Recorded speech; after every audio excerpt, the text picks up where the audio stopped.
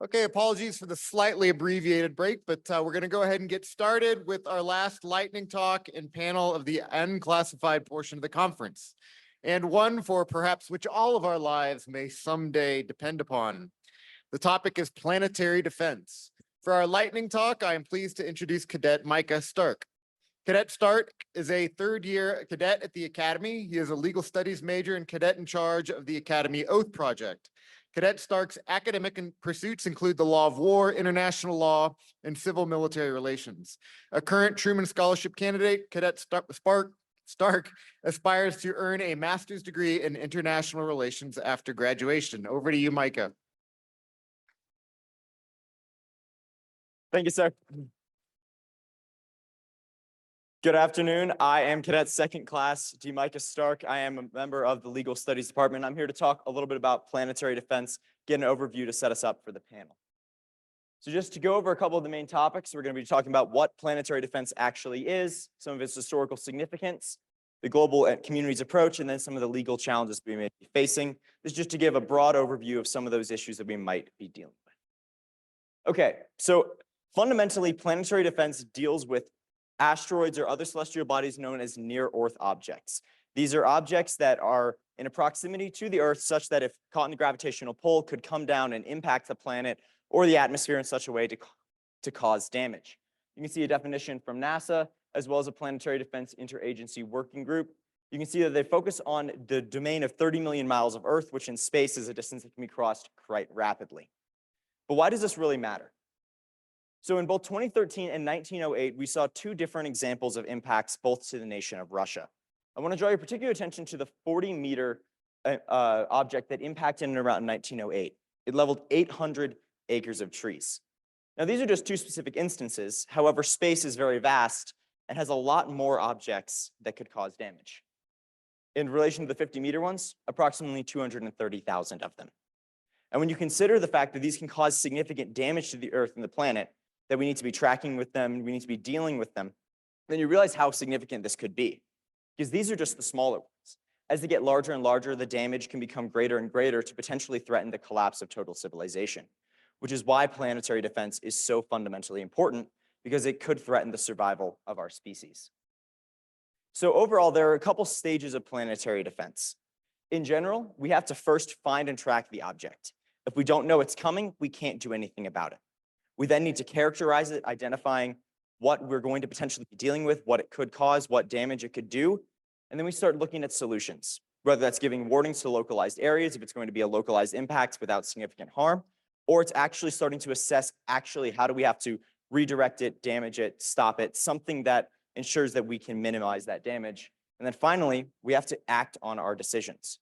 It's one thing to come up with a hypothetical way to stop it. It's another thing to actually put that into action. So with that, I'm going to move on to a couple potential solutions.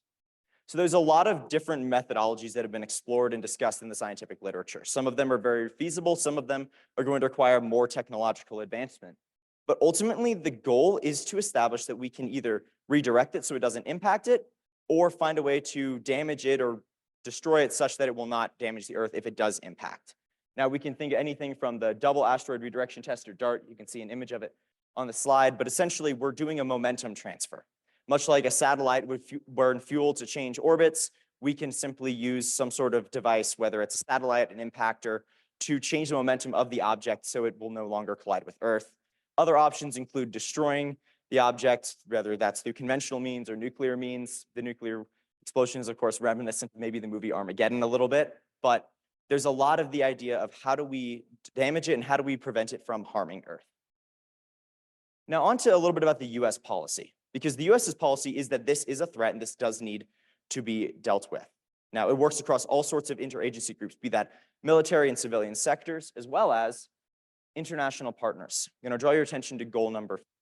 Because as I mentioned, this could threaten the survival of our species. And if we want to ensure that our species does continue, we have to work together as a global community. It's not enough for the US to stand on its own trying to track these. It's not enough for the US allies and partners to stand on their own. We need a global effort to work together to accomplish this. And the US recognizes that. Ways these can look at would be identifying impact areas, having disaster response teams on standby, resource management, ensuring that we get the right resources to the right people to execute it, as well as just identifying them. The US may have a blind spot in one of its satellite arrays, but that another nation may have that spot covered and can identify it and give us better warning time. Additionally, NASA in 2023 just emphasized that international coordination is at the heart of planetary defense, because after all, it is planetary. This isn't just the US's sovereign territory. This isn't just our allies' sovereign territory. This is the entire world. However, there are some legal challenges. As we've discussed throughout the conference, there's a lot of legal domains and restrictions, whether that's through attribution or other limitations. But you can look at things like implementing the introduction of conventional weapons or nuclear weapons in space. The Outer Space Treaty explicitly forbids stationing nuclear weapons in space, which means that if that were to be a viable option, we need to either amend or find an alternative way to work with this treaty. You can look at international cooperation, which is not always easy. In fact, it seldom is, particularly if we're going to be working with nations which we may not get along with so well as many of our closer allies. And finally, is liabilities for accidents. If this goes wrong, someone's going to have to take the blame. And assigning that blame, assigning that responsibility is absolutely fundamental. So overall, this is just a brief overview of planetary defense. This isn't meant to be comprehensive, but this is meant just to explain why this is such a critical issue and why working together as allies and partners is fundamental for us to ensure the survival of our species should this become a threat. Thank you very much.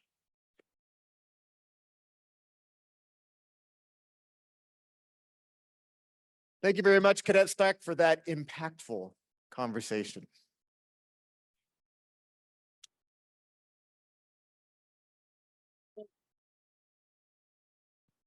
Okay, and now for our last panel, we welcome our conference organizer, Aubrey Davis, to moderate Planetary Defense and International Perspective. Professor Davis teaches in the Department of Law at USAFA with the focus on law and emerging technologies. Over to you, Aubrey.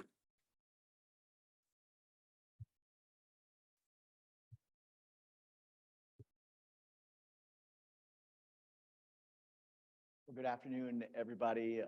I know that we're the panel that is the largest, and we're also the one that is between you and General Whiting as well. So we're so incredibly excited to be here to talk about this important planetary defense issue. So I'm going to go ahead and take a few minutes to introduce my panelists briefly. With us virtually, we have Mr. Steve Mirmina. Obviously, he works at NASA. He is with the Office of General Counsel, International Space Law Division. He has been there for 25 years. And as you see from his bio, he also moonlights as a law professor and has done so at Georgetown, Yale, UConn, and Vanderbilt. To my left is Mr. Nicholas Fernandez. He is a barrister from the UK Government Legal Department and is part of the UK delegation to the UN Copulus. To his left is Brigadier General Tracy Kueker-Murphy, and she's the Deputy Director for Strategic Plans and Policy for United States Space Command. Online with us today is Dr. Alissa Haddaji. She's the lead UN Space Mission Planning Advisory Group, Legal Working Group on Planetary Defense leader, and she also is an adjunct law professor and has done so for several years. Ms. Emily Pierce joins us here live. She's an attorney advisor for the U.S. Department of State and Office of the Legal Advisor, and she's also the U.S. head of the delegation to the Legal Subcommittee on UN Committee on the Peaceful Uses of Outer Space. And then to her left is Dr. Andrea Harrington, who is a professor and co-director of the Institute for Air and Space Law at McGill. So what I'd like to do is I'd like to start off briefly by having Mr. Mirmina speak to us virtually on a couple of points that I think that will get us to be a good stage setter for it as we go. So, sir, would you please give us some initial remarks? Sure. Thank you, Professor Davis. Just as background, for several decades, NASA has been studying near-Earth objects, or as we call them, NEOs. NEOs are asteroids or comets that orbit the sun, and they come within 30 million miles of Earth. It's about 1/3 the distance from the Earth to the sun. On the one hand, studying NEOs helps scientific understanding of our planet, about the birth of our solar system, and maybe even the origins of life. On the other hand, some NEOs are on trajectories that could potentially impact with the Earth. Just to fast forward over some of the history, in 2016, NASA had established the Planetary Defense Coordination Office. And at NASA, planetary defense has 4 major responsibilities similar to that which Cadet Stark had outlined just a couple moments ago, and I'll address each of them now. Those 4 responsibilities include finding the possible threats posed by NEOs, providing warnings of any impact. Number 3 is helping to coordinate a global effort to defend the planet. And number 4 is studying those technologies necessary to mitigate against any NEO impacts. So in terms of number 1, finding possible NEO threats, NASA works with observatories across the world to search for NEOs, to determine their orbits and their physical characteristics. NASA relies on telescopes both on Earth and in outer space. From the Earth, we use optical telescopes, and in space, we use infrared telescopes. Those infrared telescopes look for the heat, or more precisely, the radiation generated by any oncoming asteroid or a comet due to its being heated by the sun. So after we find any possible NEO threats, the second thing NASA does is warn of any possible NEO impacts. If we find a NEO that has a 1% or greater chance of impacting the Earth over the next 50 years, we will provide notification messages to the White House, to the US Congress, and other government agencies. In addition, we provide the information to the news media and the public, and we do this through the nasa.gov website, or NASA even has a Twitter account. For those who tweet, you can follow us at @AsteroidWatch on Twitter. Thirdly, NASA coordinates, or let's say we help to coordinate a global planetary defense effort. As you can imagine, preventing an asteroid impact with the Earth and avoiding the catastrophic natural disaster poses a global, complex problem that requires multinational cooperation. NASA works with both national and international government entities. Domestically, we work with the White House, OSTP, Office of Science and Technology Policy. And as Cadet Stark noted, and as you will hear about, we worked on the National Preparedness Strategy for NEOs. That outlines the nation's planetary defense strategies. But also we work with other government agencies. We work a lot with FEMA. With FEMA, we give subject matter expertise about asteroid impacts, and we help FEMA with disaster and emergency response planning. In fact, next month, we're hosting a tabletop exercise with numerous US government agencies, as well as international partners and representatives of the United Nations, who are all going to participate in a mock exercise as if there were an asteroid coming in and what the responses would be. Internationally, you'll hear about this in great detail from Dr. Haddaji. We work with the International Asteroid Warning Network and the same page, the Space Mission Planning Advisory Group. So you'll hear more about those. And then finally, fourthly, we study technologies to mitigate against NEO impacts with the Earth. You may not know that on average every day, small asteroids impact Earth routinely. Most of the time they disintegrate in the atmosphere and we all see them in the night sky as shooting stars. For those tiny little pieces that actually reach the Earth's surface, we see them in museums as meteorites. However, it's the larger asteroids that are the more troublesome, the ones that we're going to talk about later in the panel. And by larger, I mean something larger than 140 meters, something that could do significant damage to a city. And as far as NASA knows, just so you and your families can sleep well tonight, there's no chance in the next 100 years that we're aware of one of these larger asteroids impacting the Earth. Nevertheless, we do undertake studies to deflect asteroids. And as Cadet Stark noted, with our DART mission, the Double Asteroid Redirect Test, that was humanity's first ever mission dedicated to investigating and demonstrating one method of asteroid deflection. And that method is changing the asteroid's motion in space through the kinetic impact. There are other methods as well, which I can provide information about if anybody's interested. And I'm sure you saw that DART was successful in changing the trajectory of the asteroid. So my closing remark is that an asteroid impact with the Earth has the potential for catastrophic devastation. And it may be the only natural disaster that humanity now has the technology to prevent. So with that, I'll turn the microphone back over to Professor Davis. Thank you. Thank you, Mr. Mirmina. I very much appreciate that kind of stage setter because, I keyed in a lot on the, the idea of NASA being a lead agency, not just from an intergovernmental or interagency, but intergovernmental with partners such as the United Kingdom. And it's reminiscent of, to me, the Event Horizon Telescope project and other projects that you talked about with this level of cooperation. So, Mr. Fernandez, this next question is directed to you. You're a member of the SMPAG Legal Working Group, and you're also a liability expert.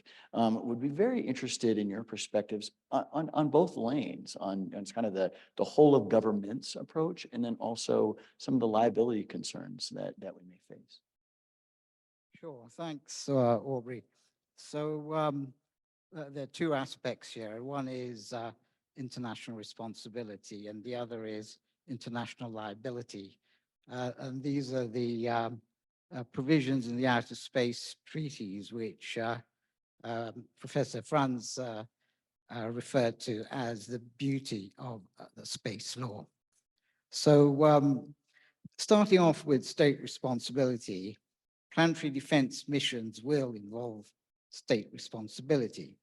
A state is responsible in international law for conduct in breach of its international obligations. The law of state responsibility is customary international law, an area of law developed by state practice and international judgments. The International Law Commission in 2001 essentially codified this area of customary international law in its final draft articles on the responsibility of states for wrongful acts, referred to as ERISWA. And Article 1 of that provides that every international wrongful act of a state entails the international responsibility of that state. For a state to be responsible, the conduct in question must be attributable to it. And this is where Article 6 of the Outer Space Treaty comes in. It sets out a special rule in relation to national activities in outer space. The states parties to the treaty shall bear international responsibility for national activities in outer space, including the moon and other celestial bodies, whether such activities are carried on by governmental agencies or non-governmental entities, and for ensuring that national activities are carried out in conformity with the provisions set forth in the Outer Space Treaty.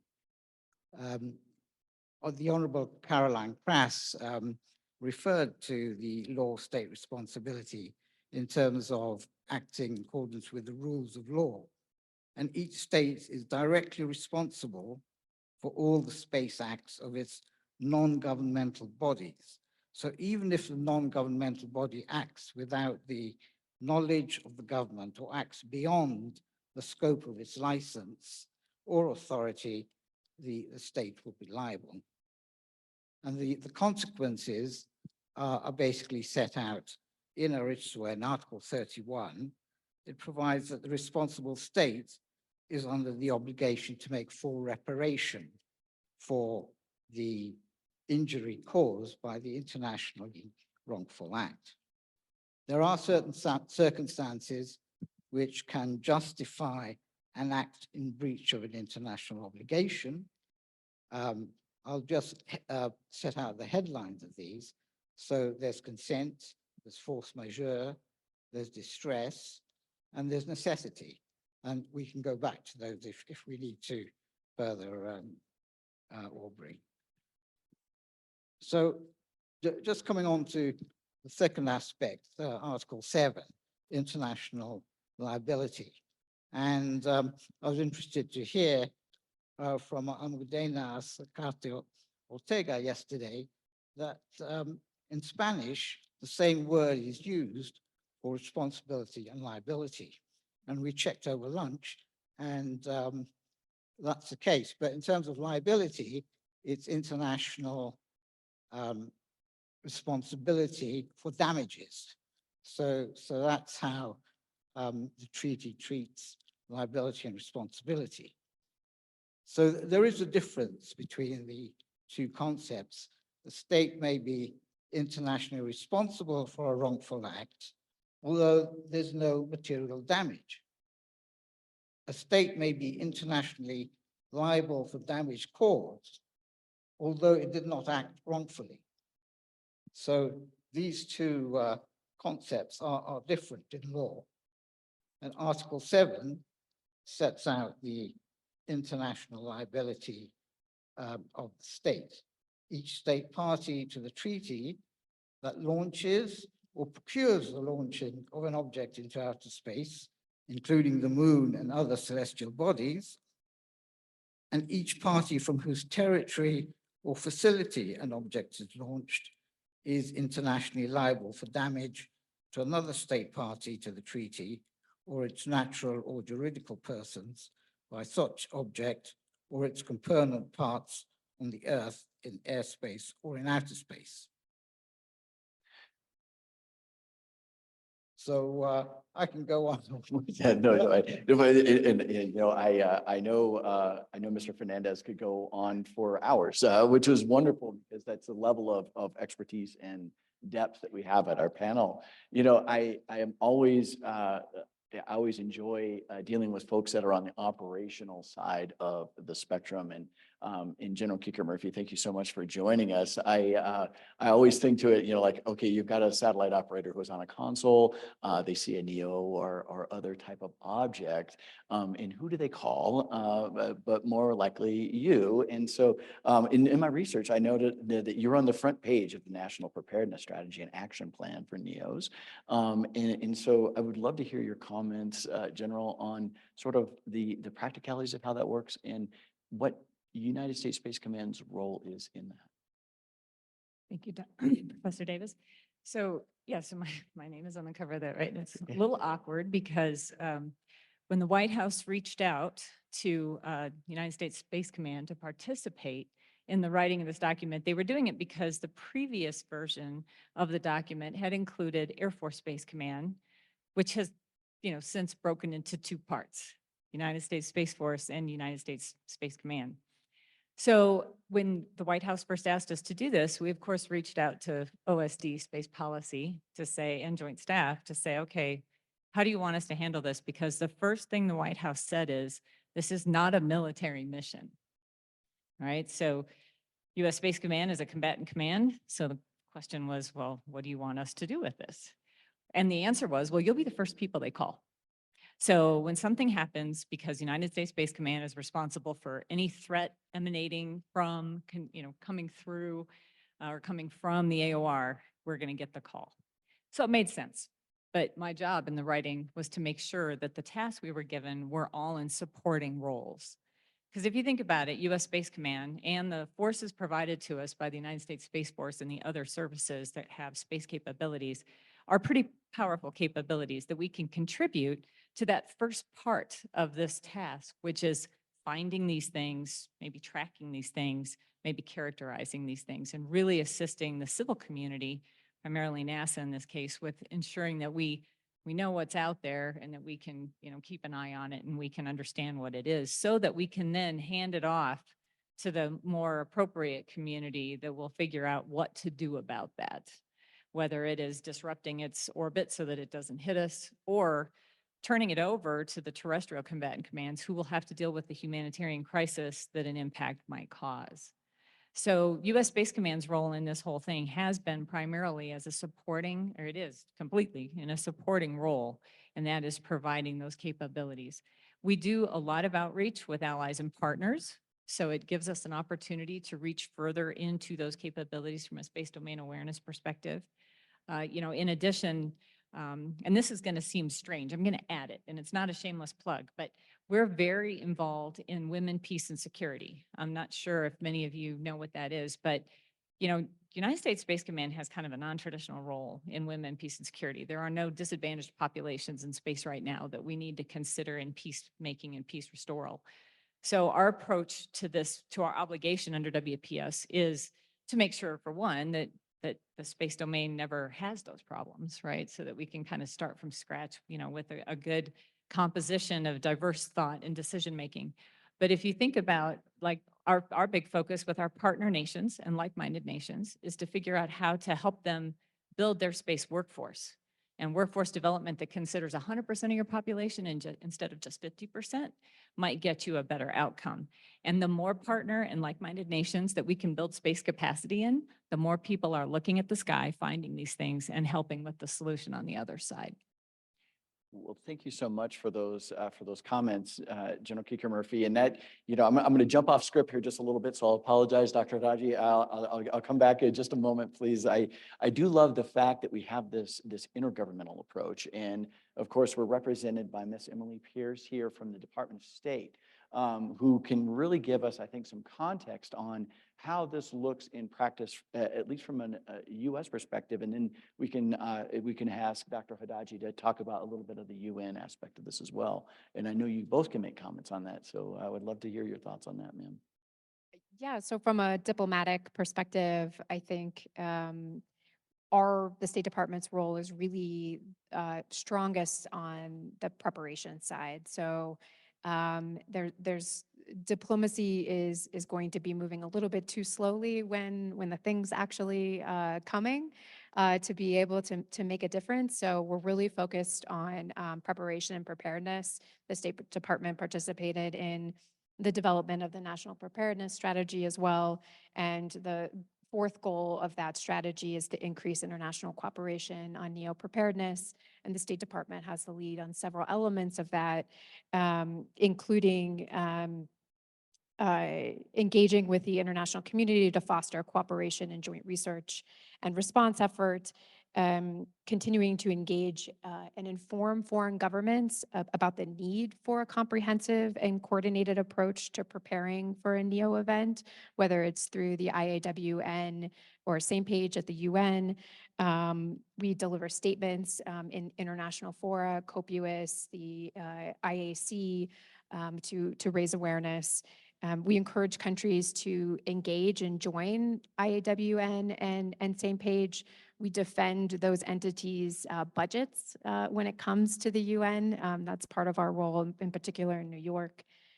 We've added neo-preparedness to a lot of our bilateral conversations with countries. And we've been expanding and encouraging foreign partners to participate in our tabletop exercise that Steve mentioned, which is coming up in a month, and the UN director for UNUSA will be participating in that. So it's a key part of our diplomacy. It's a key element of our strategic framework for space diplomacy, our space. I think it's our diplomacy for space element of that strategic framework. And then in terms of if we're expecting an actual impact, NASA's protocols have the State Department. I think our main role is to contact potentially impacted countries. So if it's not just going to impact the United States, if we think it could impact other countries, the State Department would reach out to those countries to let them know in advance.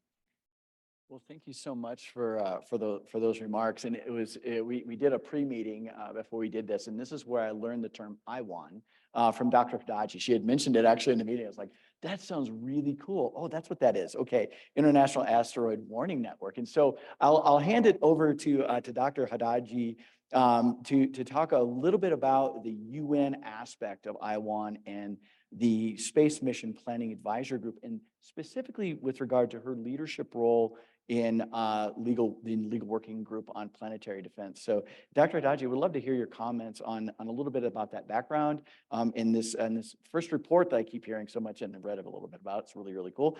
So Dr. Haddaji, I would love to hear those remarks. Yes, absolutely. Thank you for having me. Yes, I can give you a little bit of background. The short story is that in 2014, SEMPAGE, the Space Mission Planning Advisory Group, which was the acronym is meant for Let's All Be on the Same Page About Planetary Defense. So this is a fun fact to remember it. Was created and operates under the Science and Technical Subcommittee of the UN Committee on the Peaceful Uses of Outer Space, which is quite interesting in the sense that we are working, our legal working group is working in support of a technical group, of a group of international scientists. In this SEMPAGE group, you have representatives from different space agencies. So to this day, there are 18 different space agencies that are part of SEMPAGE, and they each have a representation, a technical, a scientific representation within SEMPAGE. And 2 years after SEMPAGE was created in 2016, they thought, we need lawyers. We need to ask lawyers what would happen if we were to send an NED to push away an asteroid, a threatening asteroid, and what would be the liability questions. And so our first role, our first job for the first 4 years of the creation of that originally ad hoc legal working group, which is now a firm legal working group for SEMPAGE, was to do a state of the art of all of international law and look at all the aspects of planetary defense and see what does international law says about planetary defense. And so SEMPAGE is closely working with another group that was created at the same time as I1, which is as SEMPAGE, which is I1, the International Asteroid Warning Network. And so that group is composed of organizations all around the world that are doing observation. So the object would be detected by an operation somewhere in the world, part of I1. I1 would ring the alarm, and SEMPAGE, if the object has more than a 1% chance of hitting the Earth, but also looking at an object that is more than 50 meters wide, then SEMPAGE would be activated. So that does not mean that SEMPAGE does not work while there are no objects threatening the Earth. It means that they're currently working on building those mitigation plans at an international level. And similarly to what is being done at the national level with NASA and FEMA, SEMPAGE also does its own table topic exercise and involve all of these different actors, but also participates every 2 years at this big planetary defense conference, which is also running a planetary defense scenario.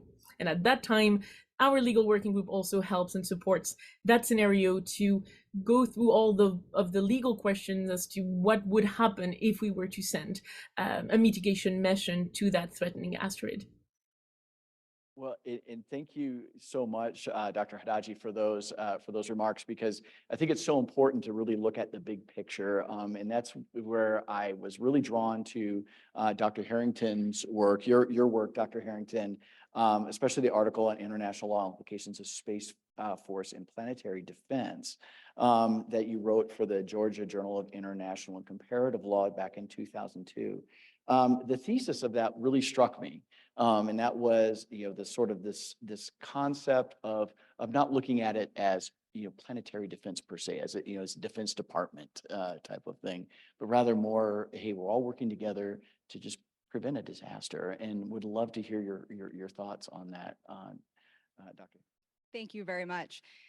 So as lawyers, we're all very picky about what words we choose to talk about things. And when you're drafting treaties or drafting contracts or drafting your brief for a court, you're very careful about the words you choose and the implications that they have when you choose those words. So that's why it bothers me that we call planetary defense, right? The name of our panel here today. You see, here we are at a USSPACECOM legal conference. I'm looking around the audience, and military and civilian, the majority of our audience is from a Defense Department, either in the US or in an international partner. So we talk about this concept in a defense context, but do we call it hurricane defense when we have a hurricane barreling towards the US? No, we don't. And so there's a public perception issue that goes along with this discussion of planetary defense.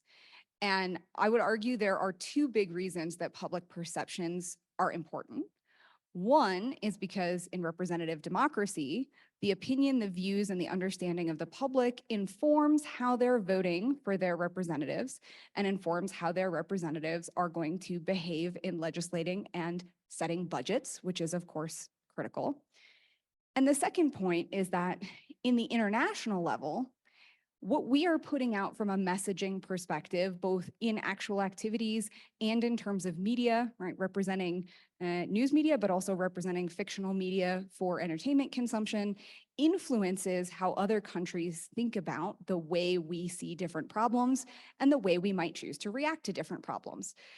So from this perspective, you get some confusion about the concept of planetary defense that results in things like the television show called Salvation. I don't know if any of you have heard of or seen or watched that. It was not one of the more popular ones, but the show was entirely focused on this asteroid hurtling toward Earth and what we were going to do to mitigate that, what we were going to do about it. And the problem was centered around the Department of Defense and to civilians who worked in the Department of Defense. And then when characters in question got the right clearance to deal with this problem, they're brought into this, basement room with no windows, and there's a big line of general officers sitting around the conference table to talk about this problem. So that part of public perception is a bit challenging, is a bit of a problem. You do get some media, of course, that gets the concept right, even though it's planetary defense. So the Netflix film that was quite popular a couple of years ago that came out called Don't Look Up actually was very good about putting up the logo for the NASA Planetary Defense Coordination Office that Mr. Mirmina mentioned and having a caption underneath that says, yes, this is a real thing, right? For people who are watching the movie to send that message correctly. Now, the rest of that movie may have had some sort of negative connotations about space activities in general, but we'll leave that there for the time being. So talking about planetary defense in a context and in terminology that more accurately represents what we're talking about can have benefits. And I hear Ms. Pierce sitting next to me here on the panel talking about neo-preparedness. The concept of neo-mitigation, right, is what the Same Page group does. If we talk about it in those terms, then it starts to sound more like a natural disaster preparedness and mitigation than something that is the primary job of a Defense Department, which, as we heard from the general, it's not the primary job, right? There's supporting resources, of course, that can be provided and should be provided, just like in any other disaster preparedness and disaster mitigation scenario. So thinking about using those kinds of names, or perhaps thinking of a broader planetary emergency management concept that might also include what I consider personally to be a more threatening and more worrying issue, which is coronal mass ejections and the possibility of a Carrington level event with an EMP effect that might have significant effects on our electric grids on Earth and also on our satellites in orbit. In terms of the legal implications, I'll go a little bit more into the legal implications that haven't been discussed so far on the panel. Of course, we heard from the cadet lightning talk right before the panel that stationing of nuclear weapons in outer space is prohibited. It was framed this way in the drafting of the Outer Space Treaty, right? The orbiting or otherwise stationing nuclear weapons being prohibited because, of course, at the time, the ICBMs with nuclear warheads that were in the arsenals of the United States and the USSR were important tools of deterrence with the concept of mutually assured destruction. And so the Outer Space Treaty was written in such a way that those ICBMs that would go on a ballistic trajectory and would not orbit the Earth and would not be stationed in space, therefore would not be prohibited. So something that would be launched on a deep space trajectory, for example, or out away from the orbit of Earth would not necessarily be prohibited by the Outer Space Treaty, but the explosion of any nuclear device in outer space is prohibited by the Limited Test Ban Treaty. And so that is really the legal obligation to be more concerned about when we're thinking about any kind of nuclear opportunity to deflect or deal with a near-Earth object, which is probably not the best way to deal with that problem anyway. But that's where this concept of necessity that I heard my colleague talking about earlier would come in, because that concept of necessity precluding wrongfulness would preclude the wrongfulness of the explosion of a nuclear device to deflect an asteroid because of that circumstance of necessity. And I could go more into that analysis, but I don't think we actually need that particular piece of it. My last comment in terms of words that matter is how we talk about these asteroids, these near-Earth objects that we're potentially mitigating. And when we're looking at, for example, NASA descriptions of the DART mission, you'll see it referred to, right, either as an asteroid or sometimes as a celestial object. And celestial object is important to notice and note as being used as distinct from a celestial body, because celestial body in the Outer Space Treaty, of course, has other implications that go along with it from a legal perspective. And there could be interesting questions about whether redirecting the trajectory of an asteroid, if it were a celestial body, could interfere with free use of that celestial body, could amount to an appropriation, perhaps, depending on the circumstances, et cetera. So if we use the term celestial object, we're again differentiating terminology in a way that makes clearer what we're talking about and what we're doing. Thanks.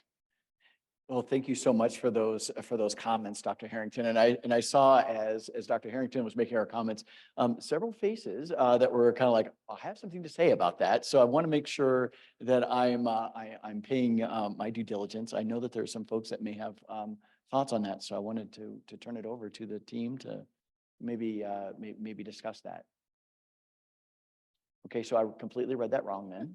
I totally read that wrong. I did. Well, just to point on the words planetary defense, I suppose the distinction can be made that other disasters can't be used in a threatening way.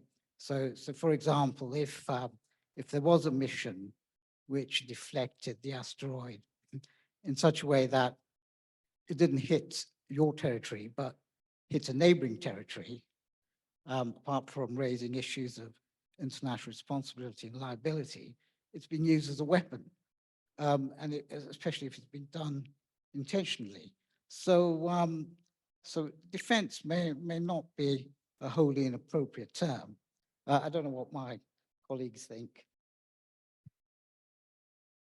Shall we wait for them? We can wait. No, I do care because I know somebody had already mentioned earlier in our discussions today about the UN Security Council authorizing, many of these mitigation techniques. I think that, the safe place is to talk about kind of the known ones, but what about the ones that are a little bit harder from an international perspective, considering the composition of the UN Security Council? Dr. Haddaji, I would be interested in your thoughts on what would this look like? And I know we have a lot of UN representation here as well, so I'm sure that we'll be able to pull on some of these threads. Yes, the UN Security Council has the power to supersede international law if they have a vote of 9 of their 15 members plus no veto, and from the 5 who have a veto power, which is interesting to observe, especially in this current days. Will there be a veto? If there is a veto to send an NED to push away an asteroid, what would happen next? And I also had reactions regarding vocabulary because as we explained for the legal working group, we're getting our questions from scientists, and scientists are saying to us, we're not sending a weapon, we're sending a nuclear explosive device. And so that's different. And so we can use that, right?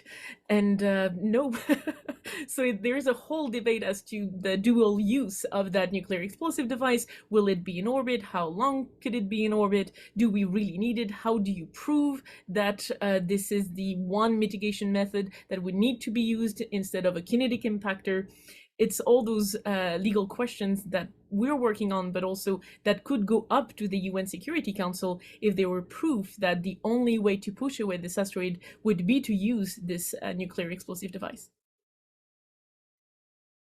And I think that comment is so great. And I see Ms. Pierce also had a few remarks here. Yeah, I think I'll say something maybe that might come across a little controversial, but I don't actually think that in a situation, if we were in an existential situation where a NEO was going to make impact, international law would stand in the way of human survival. it put in another way, we are not going to perish because international law. And I think another way that the Security Council would come into play is not necessarily to adopt a Chapter 7 resolution to allow us to have a nuclear explosive device, but just to legitimize the approach that we would want to take, and to allow for a forum with other major space actors, China, Russia, also permanent members, the UK, France, and to have that discussion. It's a pretty straightforward way to for a Security Council member to request a meeting. It would be very difficult to prevent it from happening. You'd need to have at least 5 of the members vote against adoption of the agenda, but you could have a non-Chapter 7 resolution legitimizing different actions that states wanted to take. And in that way, you could also help to minimize or mitigate potential international responsibility and liability risks that we've been talking about. Absolutely. And I see Dr. Harrington. Yeah, if I can just jump in. I completely agree, but I think it is important that there is a mechanism that already exists in international law. Well, I don't think we would ever, have humanity perish because of international law. I completely agree. In this case, there is a direct mechanism that even if the Security Council cannot act for whatever reason, and we can't find another means through cooperation to solve this problem, that a state or group of states acting without that authorization would still be supported by circumstances of necessity, which would preclude the wrongfulness, and that circumstance, as articulated in customary international law, is precisely, this kind of scenario is precisely what that is there for, right? It fits really perfectly, really neatly with this concept of near Earth object mitigation. And yes, of course, the Outer Space Treaty addresses nuclear weapons in particular, and here we're not talking about a weapon, but something that, as Dr. Haddaji pointed out, could be something that is dual use. But the bigger problem, right, from a legal perspective, then if we bypass that conversation entirely, because it is a nuclear device, right, not a nuclear weapon, the Limited Test Ban Treaty, right, is the international law problem that we run into there, or the Comprehensive Test Ban Treaty for those states that are party to the Comprehensive Test Ban Treaty, because those actually ban any nuclear explosion in outer space. And that's where you would get your circumstances of necessity coming in there specifically to deal with the Limited Test Ban Treaty or Comprehensive Test Ban Treaty requirements. So completely on the same page, if you will, that international law won't stand in the way, but it is nice that international law has evolved to a level where it's actually pretty resilient and pretty well designed to deal with circumstances up to and including an asteroid impact. Well, and thank you so much for those comments. We have so much depth of international legal experience. I wanted to ask Mr. Mirmina what your thoughts would be in that regard to what we've been discussing here.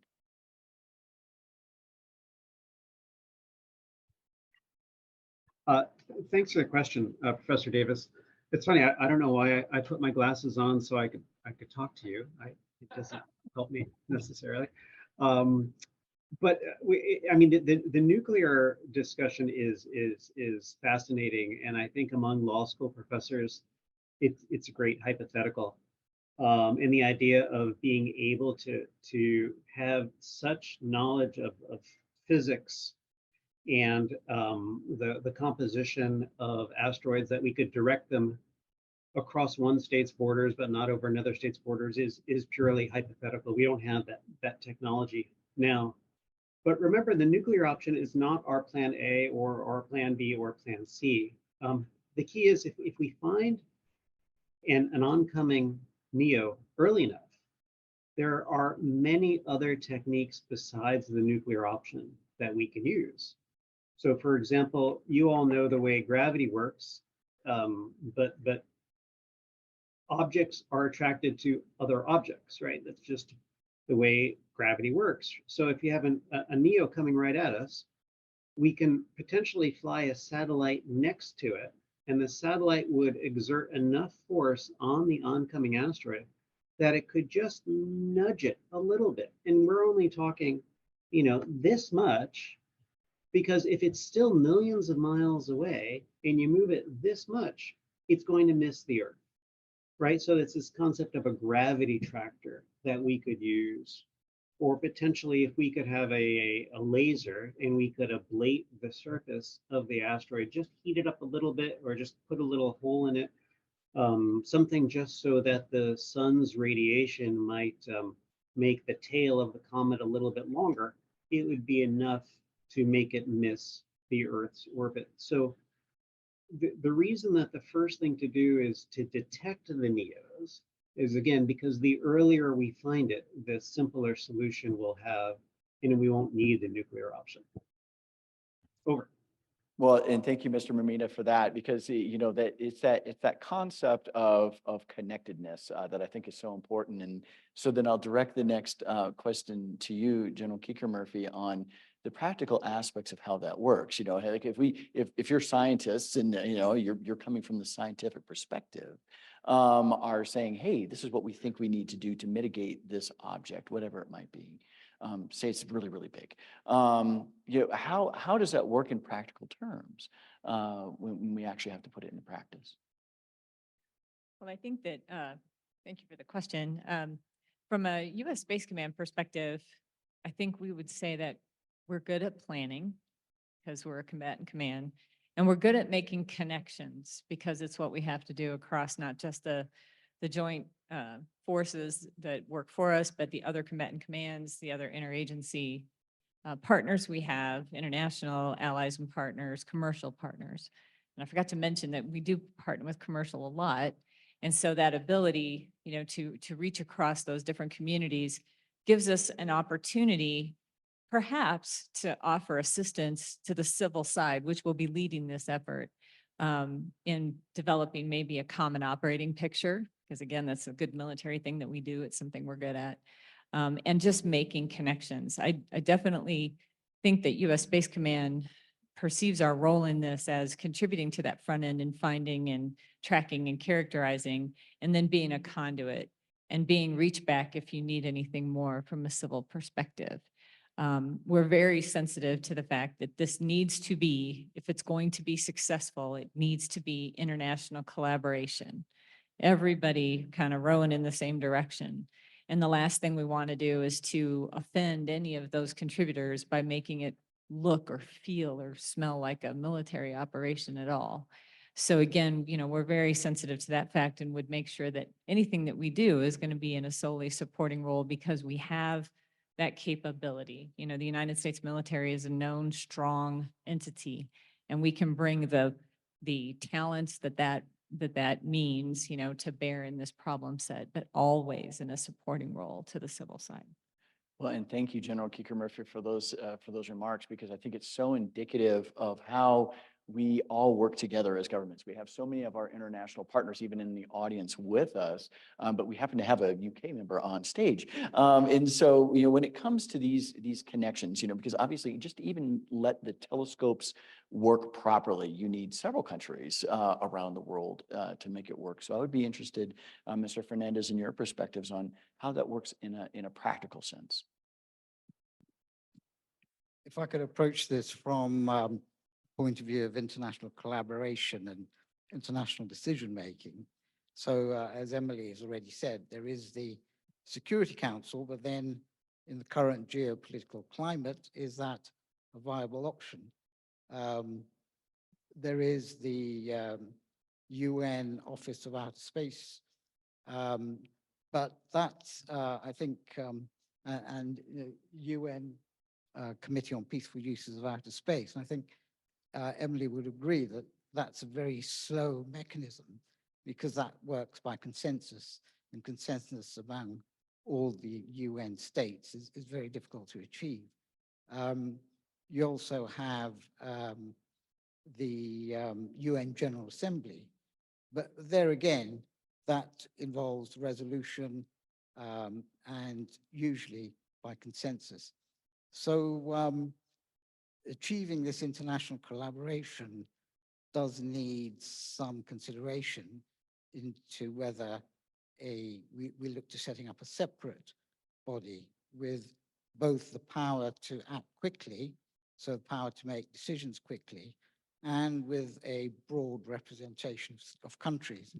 Now, that would be difficult to achieve, and it may be we have to make small steps by concluding non-legally binding instruments, as Gabriel mentioned in relation to the Artemis Accords. So, we take a small step. What's the art of the possible, and try and achieve that in terms of international collaboration. So it may be bilateral. It may be US, UK, maybe just to start off with, but then trying to involve other states. In the UK, we would need to coordinate nationally as well. So we'd have to have a national authority responsible for coordination. And it may be that the National Space Council, which has policy direction over strategy, which is an interministerial group in the UK, might help. And also with my colleagues here who work in the UK Space Command, they would be similar to the US Space Command, kind of conduit.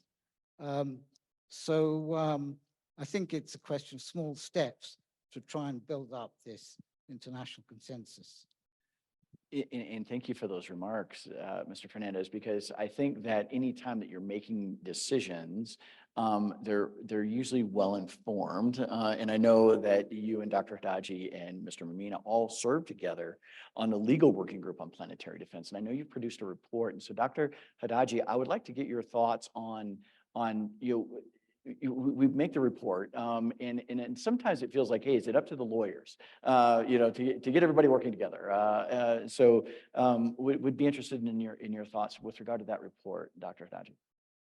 Yes, so the report looked at state of the art of international law, and the key issues were: are there obligations to act? Are there obligations to inform him to act if it's your country being impacted? Are there obligations to inform him to act if another country is impacted? Meaning, are you obligated to help? And the conclusion is no. So based on that, and then you look at another point, which was the question of liability that Nicola has discussed, and the fact that if you are trying to help and then you're changing the trajectory of the object and the object is impacting on another area that is not your country, then you have this absolute liability. And so between this obligation not to help, I mean, you don't have any obligations to help, and if you're helping, you may be under absolute liability, then what is needed here? What is needed is an incentive for people to help. And so what we were looking at in the first report was, are we obligated? What are our obligations? What would be the liability possibilities? What would be the decision-making bodies? And what would be the international questions surrounding the potential use of an NED as a mitigation device? And that was pretty much research. It was research looking at international law and see what was said in it. And now we're left in the second part of the work, now that the report has been published in 2020, and you can find it on the internet. Is 105 wonderful page of history and analysis of the legal aspects of planetary defense. But then what is left now that you've done this? Well, you do want to try to create incentives now. What could be a tool to create an incentive? Well, let's maybe work on liability waivers. Yes, but let's not just always go towards liability waivers, because then you're always trying to go around the problem, and that could also itself create issues if your go-to would be, let's go around international law. Then you have the problem of testing. Okay, so we do not know what would happen if we had to use a nuclear explosive device regarding international law because of the Limited Test Ban Treaty and the Outer Space Treaty. But just for scientists' purposes' sake, they're asking us, how could we test these? Because we would probably need to, before doing anything, have to test that NED technology, and that is also currently prohibited. So we're mostly working on answering and reframing those questions coming out of the same page scientist to try to create these incentives for everybody to coordinate with one another and also highlight where there would be international legal consequences to certain actions, but there might be ways for those not to become prohibitive to do collaboration in outer space when trying to push away a threatening asteroid.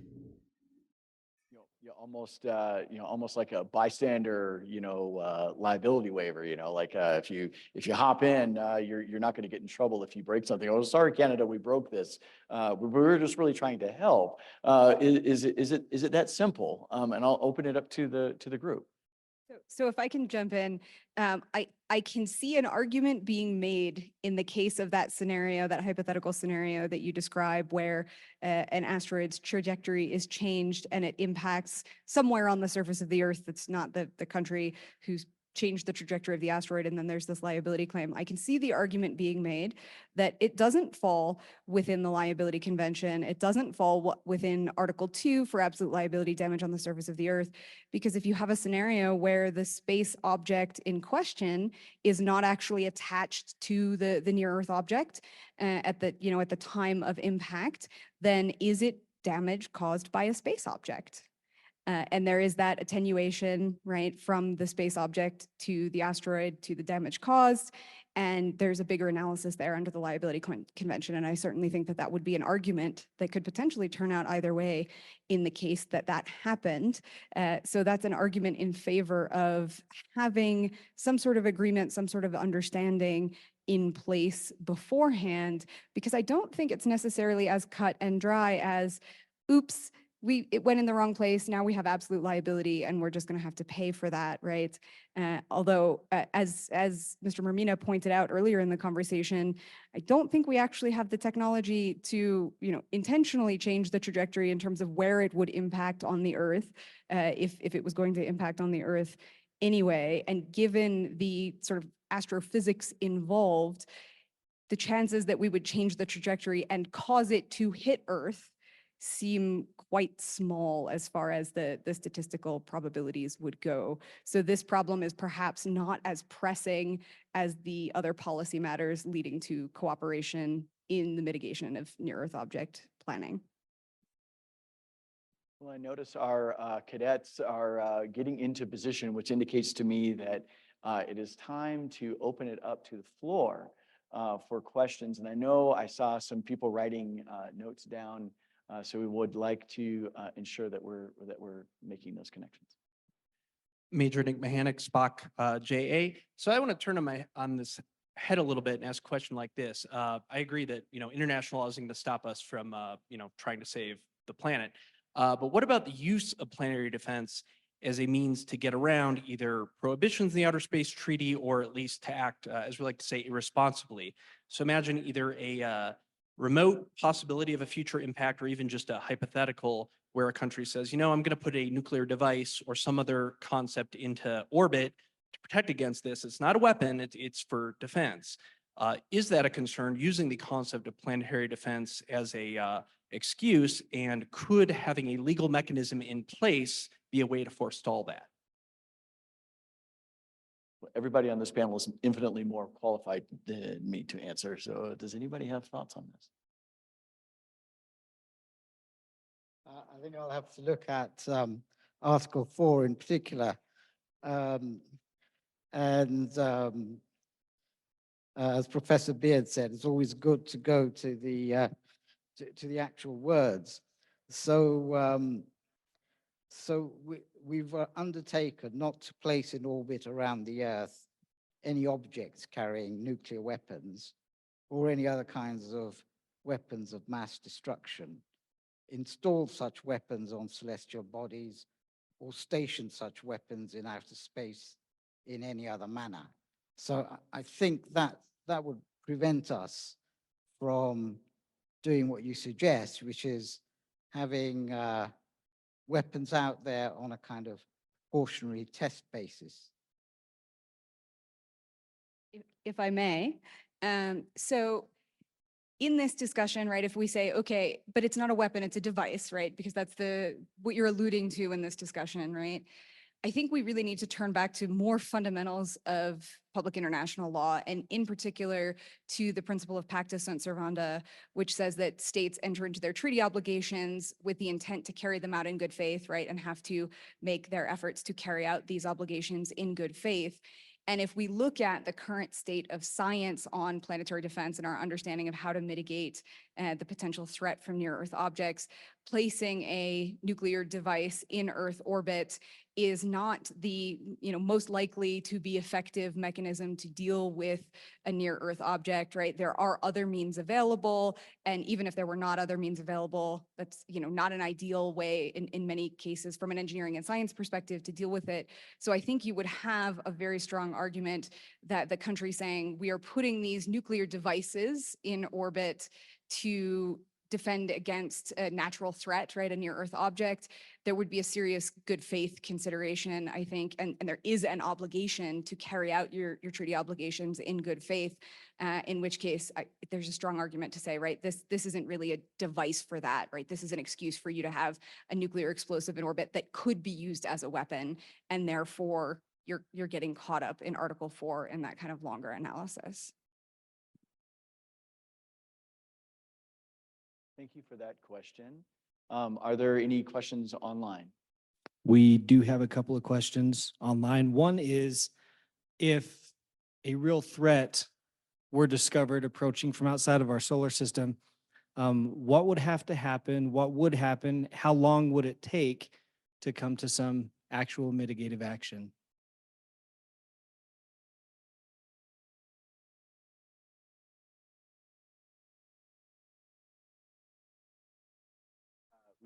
We vote you as our representative, sir.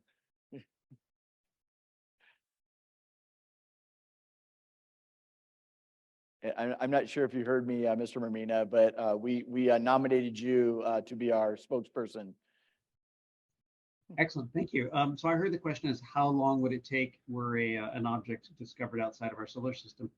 I think it would be multifaceted, and this is not an answer meant to stall, but I think immediately NASA would begin working on it along with space agencies around the world.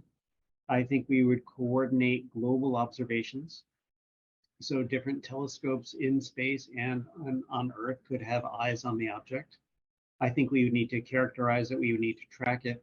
And then while that's all going on from a technical and scientific standpoint, I'm certain that we would work with our colleagues at State Department and at the International Asteroid Warning Network and at the UN and at USA and maybe other international venues to start working on coordinating a response.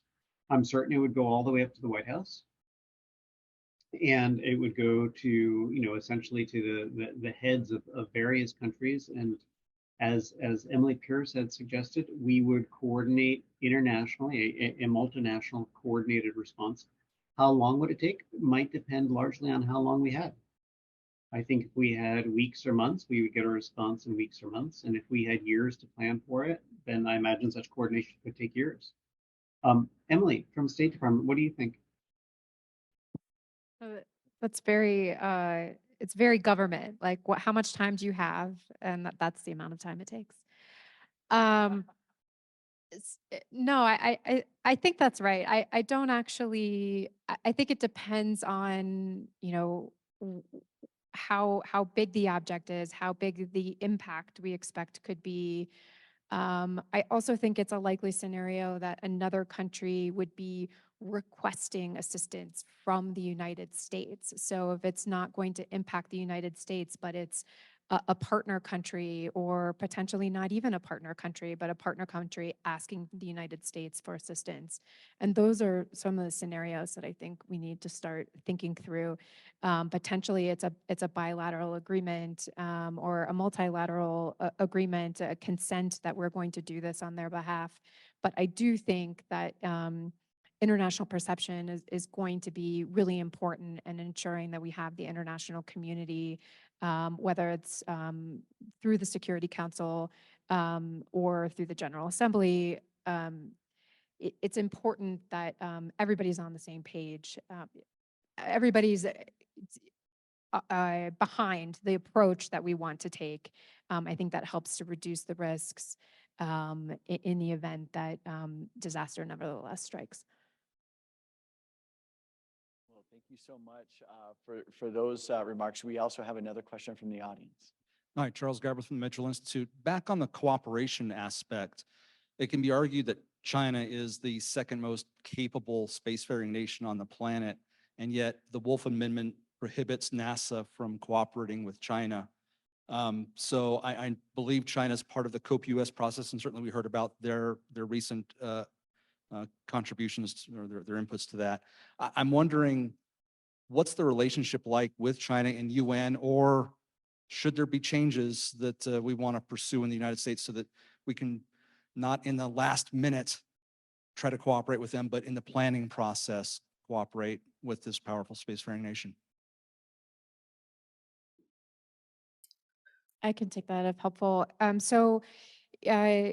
It applies to bilateral interaction between NASA and China, but of course, NASA representatives on the delegation to UN COPE-US, or potentially if they were to be detailed to the US mission to the United Nations, they would not be precluded in the multilateral space to work with China. And of course, the State Department's not precluded from having those conversations.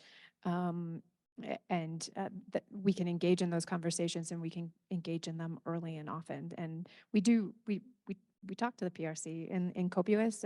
We talk to the PRC in the Security Council. It's just a part of diplomacy. So I don't see the Wolf Amendment as precluding us from having that discussion. And I could add a comment as to how China and Russia are participating in the legal working group. This group is a sort of mixture, because on the one hand, SemPage has representative from space agencies, and those representative of space agencies are nominating those legal experts into the working group. However, it is clearly stated from our guidelines and our TORs that we are not meant to represent the nation that we are being nominated from. So when Steve is giving advice or is informing the legal working group, when Nicola is informing the legal working group, they do not have to say, on behalf of NASA, I say that. And that gives us quite a bit of freedom in the sense that we have been appointed as legal academics. And in that sense, it also helped to be able to have other legal academics from Russia and from China. In the first report, so SemPage, they are SemPage members. China and Russia are both SemPage members. So they were asked to have an appointee into the legal working group. And they have participated in the first report in the sense that after the first report was pretty much drafted, they came in and did quite a bit of comments, which was great because we really, really wanted to have them involved. We wanted that academic side to inform SemPage and to have their point of view. For the second report, we are working to get them back because this is also another struggle that we are working on, which is the importance of international representation within our group. We have to create incentives, we have to work together, but when there are no representation from South America, or the Chinese colleague or the Russian colleagues do not connect and do not participate, it is quite different and difficult to come up with a report that presents itself as having been built through collaboration. But they have been active, and we are working to get them active again.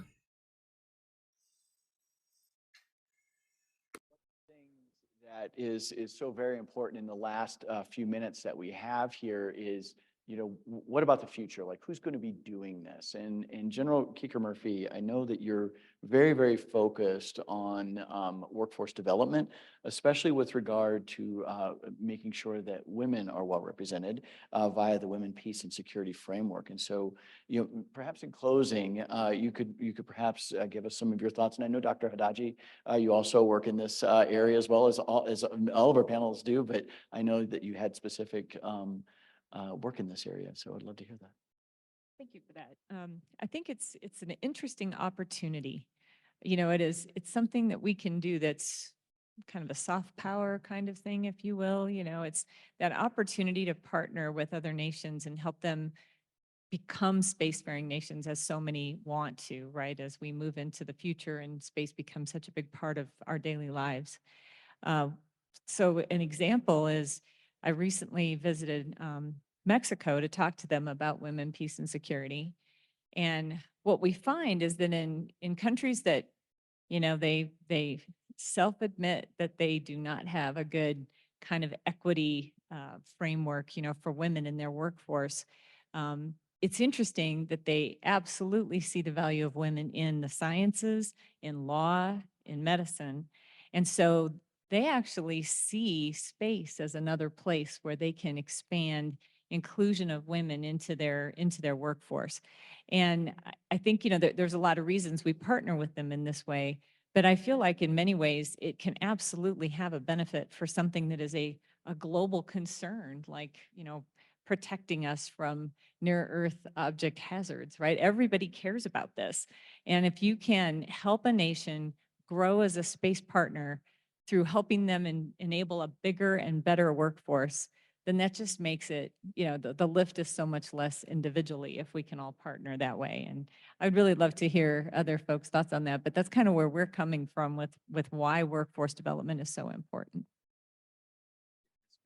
Very much for that. And I know Dr. Haddaji, you also do some work in this area. Yes, thank you. Yeah, there's a whole work to be done about outreach regarding the field of planetary defense. It's a great tool to use. It's a great field to use to talk about transdisciplinarity, multidisciplinarity, and have experts from all different disciplines participate together. And you can see it reflected also in the Planetary Defense Conference that happens every 2 years.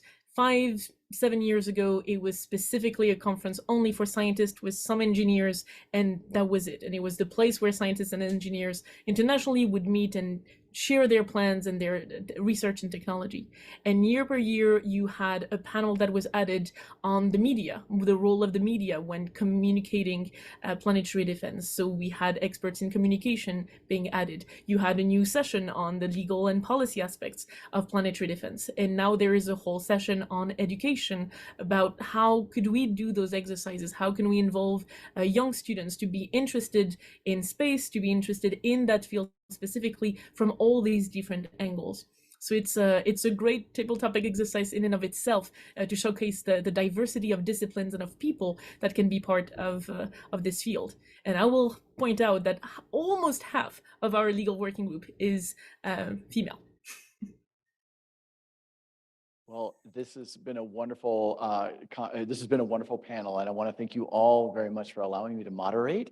And so with that, I will turn it over to Professor Biller. Thank you so much.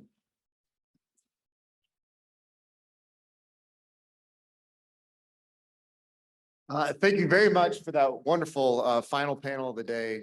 Certainly an important topic. And it would be indefensible of me if I did not provide you with the coveted 2024 4th Annual U.S. Space Command Legal Conference coin.